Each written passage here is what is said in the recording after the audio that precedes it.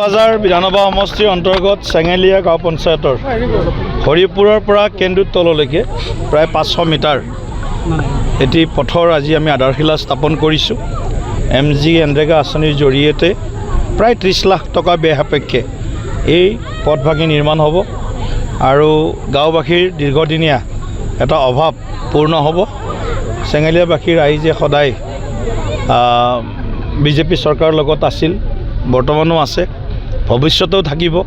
এই ধৰণৰ কথা তেওঁলোকৰ ভাৱভংগীত প্ৰতিবাৰে প্ৰকাশ পায় আৰু মই আজি আনন্দিত যে ৰাইজখিনিৰ এই সমস্যাৰ সমাধানত আমি আজি এই উপায় এটা উলিয়ালোঁ, ৰাস্তাটো নতুনকৈ নিৰ্মাণ কৰাৰ বাবে।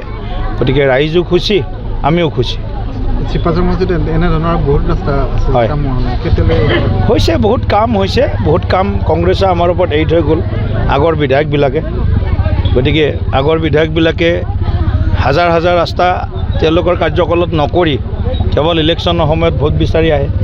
কিন্তু আমি এতিয়া ভোট বিচৰাৰ আগতেই ৰাস্তা নিৰ্মাণ কৰিব লগা হৈছে।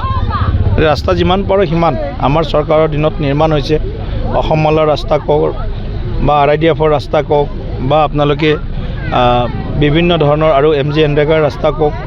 গতিকে মুখ্যমন্ত্ৰীৰ পথ পকীকৰণ যিটো অভিযান, এনেকুৱা ধৰণৰ বিভিন্ন আঁচনিৰ জৰিয়তে চিপাঝাৰ সমষ্টিয়ে পূৰ্বতকৈ অধিক যোগাযোগ ক্ষেত্ৰখনত তেওঁলোকে সুবিধা লাভ কৰিছে।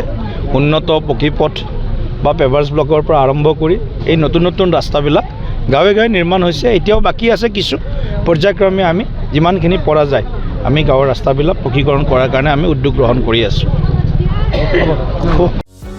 যিকোনো খবৰৰ বাবে যোগাযোগ কৰক আমাৰ এই নম্বৰত 9181 307 221।